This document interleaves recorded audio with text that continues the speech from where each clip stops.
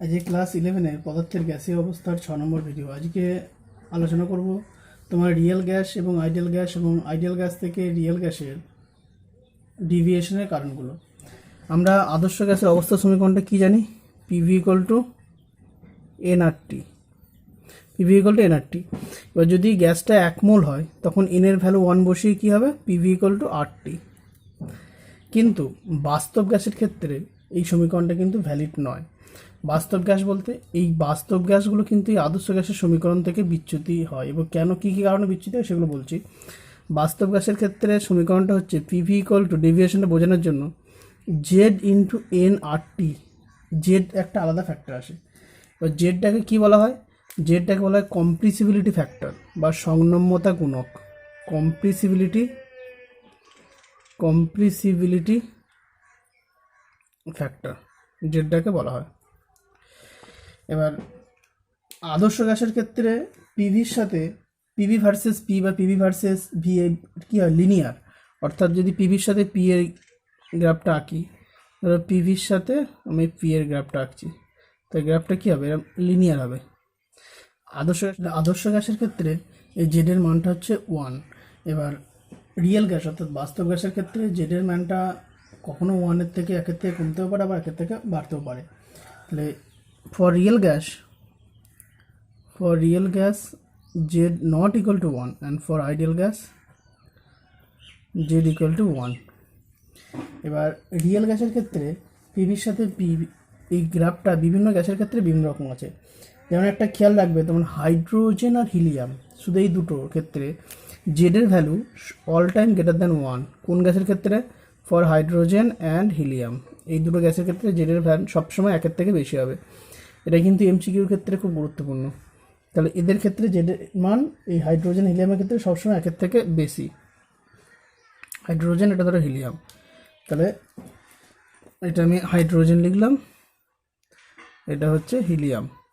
এবার বাদ বাকি অনেক গ্যাসে আছে, যেমন ধরো নাইট্রোজেন, বা মিথেন বা কার্বন ডাইঅক্সাইড বা অক্সিজেন। নাইট্রোজেনের ক্ষেত্রে লো প্রেশার যে পিভিটা সামান্য একটু ডাউনে নেমে উপরে উঠে যাবে। তারপরে তোমার অক্সিজেনের ক্ষেত্রেও আরেকটু বেশি নামবে, তারপরে উপরে উঠে যাবে। তারপরে CH4 যদি দেখি, CH4 এর ক্ষেত্রে একটু নামবে, উপরে উঠে যাবে। মানে লোয়ার প্রেশার রেঞ্জে পিভির মানটা কিন্তু খুব কমে যায়, এবং হায়ার প্রেশার রেঞ্জে পিভির মানটা কিন্তু খুব বেড়ে যায়। আবার এটা যে CH4, এটা CO2 কার্বন ডাইঅক্সাইডের ক্ষেত্রে মানটা আরও ডাউনে নামে উপরে উঠে যায়। আবার কার্বন ডাইঅক্সাইডের ক্ষেত্রে পিভির ভ্যালুটা কিন্তু সবচেয়ে ডাউনে নেমে উপরে উঠে যাচ্ছে।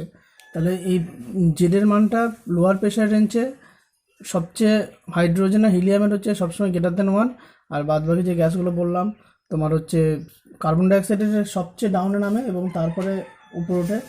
CH4, N2 বা অক্সিজেন এদেরও ডাউনে নামে, তারপরে সবচেয়ে বেশি ডাউনে নামে হচ্ছে কার্বন ডাইঅক্সাইডের গ্যাসটা। মানে জেডের মানটা সবচেয়ে লোয়ার প্রেশার রেঞ্জে লেস দ্যান, খুবই 1-এর থেকে খুবই কম হয়ে যায় তোমার কার্বন ডাইঅক্সাইড গ্যাসের ক্ষেত্রে। তাহলে PV equal two, for ideal gas PV ideal যদি হয়, পিভি আইডিয়াল ইকুয়াল টু কি? আরটি বা এনআরটি। আর পিভি রিয়েল হলে কি হচ্ছে? জেড ইন্টু আরটি, যদি 1 মোল গ্যাস হয়। তাহলে জেডের মানটা কত হচ্ছে? যদি এইটা জেডের মানটা কী হবে? Z RT by RT, RT কেটে যাবে। জেড ইকুয়াল টু কী হচ্ছে? V real by V ideal. এটা কিন্তু খুব গুরুত্বপূর্ণ। মানে রিয়েল গ্যাসের ক্ষেত্রে যা ভলিউম হলো, আর আইডিয়াল গ্যাসের ক্ষেত্রে তার ভলিউমের অনুপাতটা কি বলা হচ্ছে? তোমার জেড বা কম্প্রেসিবিলিটি ফ্যাক্টর। এই যে রিয়েল গ্যাসগুলো আছে, রিয়েল গ্যাসগুলো আদর্শ গ্যাস থেকে আচরণ থেকে বিচ্যুতির কারণটা কি? মেনলি দুটো কারণে রিয়েল গ্যাস থেকেগুলো আদর্শ গ্যাস থেকে আলাদা হয়।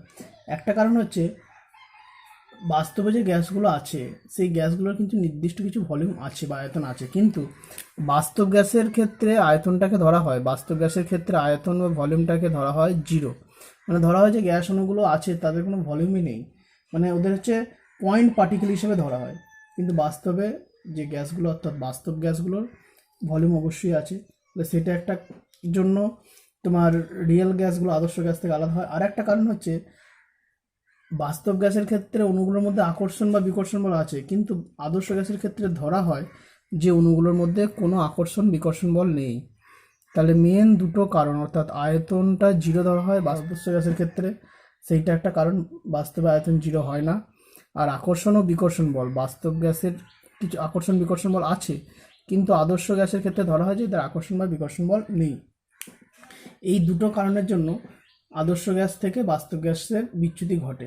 এবার এদের এই ভলিউম আর প্রেশার এই দুটো কারেকশন করা হয়, টার্মকে কারেকশন করে নতুন যে ইকুয়েশনটা সেটাকে ভ্যান ডার ওয়ালস ইকুয়েশন বলা হয়, অর্থাৎ ভ্যান ডার ওয়ালস সাহেব করেছিলেন বলে এটা ভ্যান ডার ওয়ালস ইকুয়েশন বলা হয়। এটা equation of state of real gas.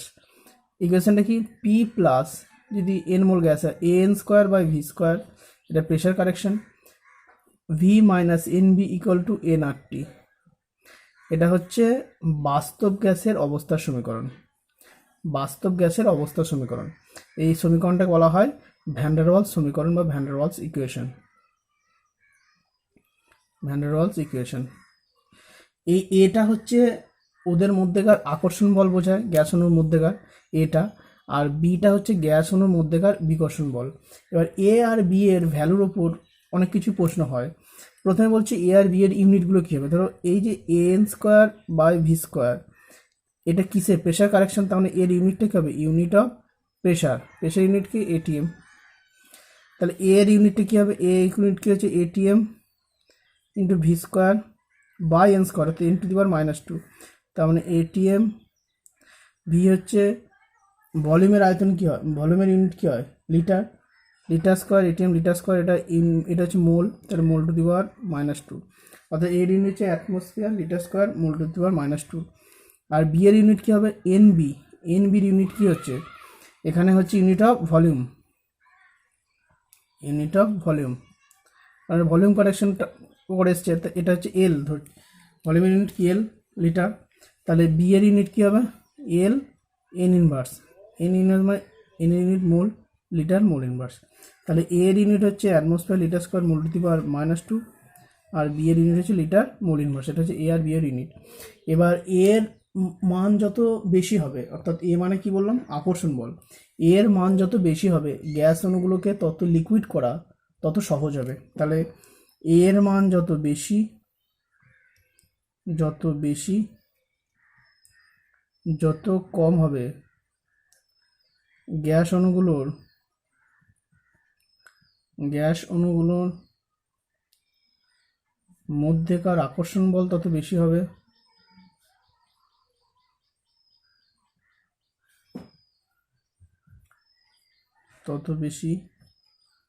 ফলে ওদের তরলে পরিণত করা তত সহজ হবে বা লিকুইড করা তত সহজ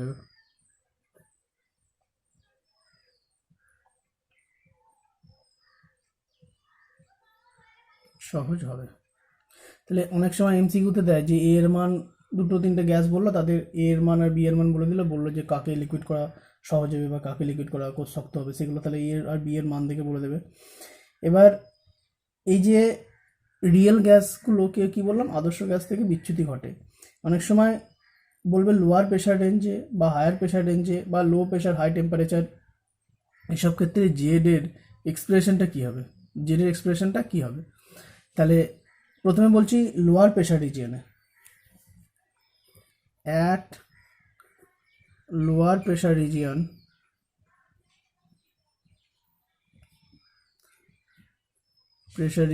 এক্সপ্রেশন অফ জেড বা কম্প্রেসিবিলিটি ফ্যাক্টর। তাহলে আমরা ভ্যান ডার ওয়ালস ইকুয়েশন প্রথমে লিখব, পি প্লাস কি এক মোল গ্যাসের ক্ষেত্রে ধরছি, P plus A by V square, মানে এক মোল মানে তাহলে এনের ভ্যালুটা 1 করে দিলাম আর কি, তাহলে P plus A by V square into V minus b equal to কী হচ্ছে আরটি। এবার লোয়ার প্রেশার রিজিয়ন মানে আয়তন, প্রেশারটা খুব কম, তার মানেটা কি আয়তনটা বেশি মানে এই যে ভি মাইনাস বি এই টার্মটা tends to equal to V, যেহেতু প্রেশার কম মানে আয়তন বেশি, তাহলে আয়তন বেশি, তার মানে এই ভি এর রেসপেক্টে বি টার্মটাকে নেগলিজেবল ধরা যেতে পারে। তাহলে এটাকে আমি লিখবো, তাহলে V minus B tends to equal to V, তাহলে ইকুয়েশনটা হয়ে যাচ্ছে কি P plus A by V square into V equal to কি আরটি। তাহলে এটা কি লিখতে পারি, পি ভি সবার সাথে গুণ করে দেবো, প্লাস এই ভি কেটে যাবে, তাহলে a by V equal to R T. এবার আরটি দিয়ে সবাইকে ভাগ করে দেবো, তাহলে PV by R T plus A by V R T equal to R T by R T মানে 1। এই যে পিভি বাই আর টি, এই যে দেখো পিভি ইকুয়াল টু কী লিখেছি, PV equal to Z R T. তাহলে জেড মানে কী হবে, জেড মানে হচ্ছে পিভি বাই আর টি, মানে জেড মানে হচ্ছে actually PV by R T.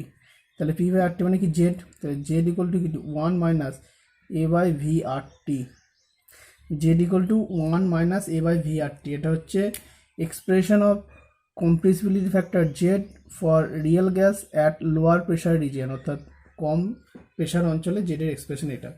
এবার এটা যদি হায়ার প্রেশার রিজিয়নে বলে, এটা লোয়ার প্রেশার রিজিয়নে করলাম, অ্যাট হায়ার প্রেশার রিজিয়ন।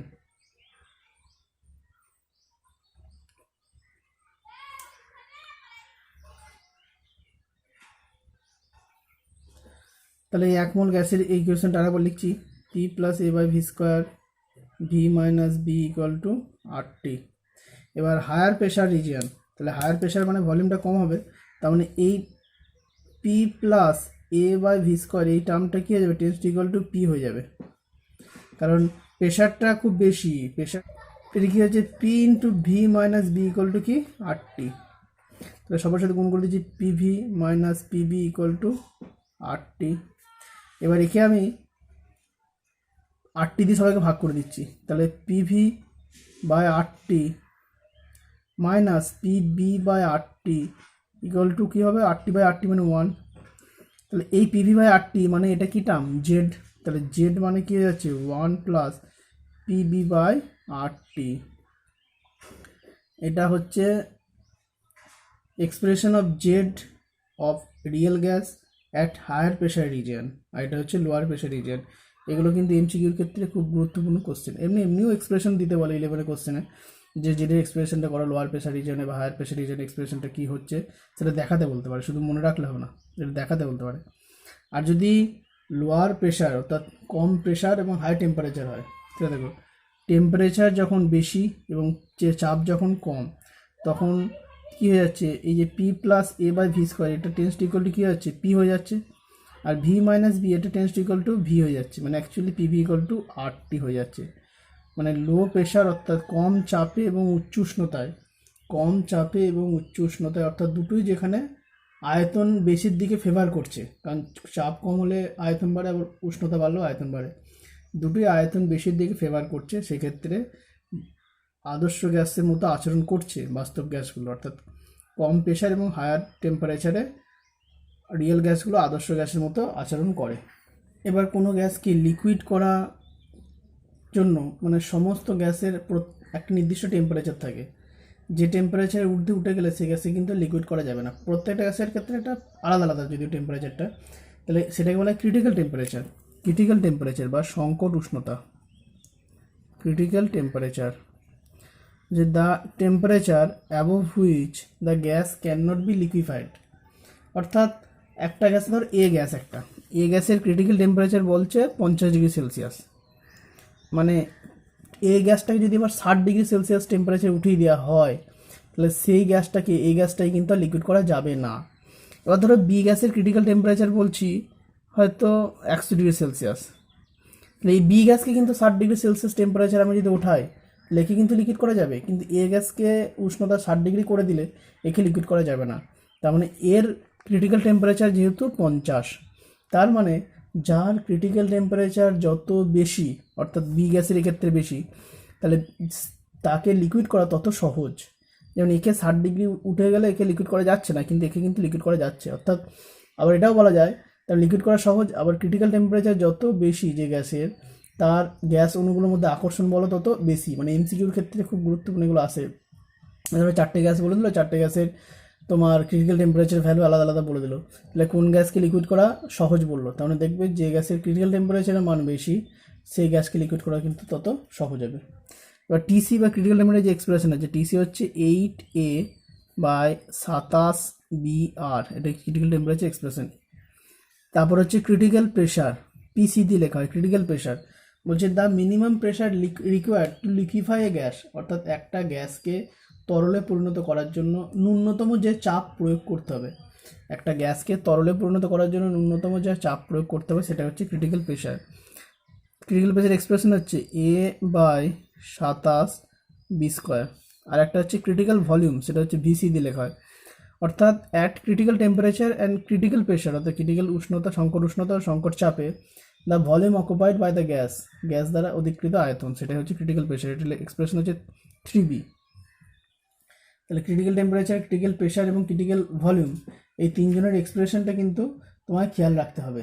তাহলে এখানে অনেক সময় কোশ্চেন দেয় জেড সি, জেড মানে কি জানি, জেড মানে পিভি বাই আর টি, তাহলে জেড সি এর মান, তাহলে পিসি ভিসি বাই আর টিসি, তাহলে এই ভ্যালুগুলো পিসির মান কত আছে এ বাই 27B স্কোয়ার, ইন্টু ভিসির মান কত 3B বাই আর ইন্টু টিসির মান কত 8A বাই 27BR, যাচ্ছে এ কেটে যাচ্ছে, তার মানে তোমার 3/8, এটা উত্তর হচ্ছে। জেড সির মান হচ্ছে 3/8, মানে এই 3 আর 8 এটা থাকছে, কারণ 27 সব কেটে যাবে,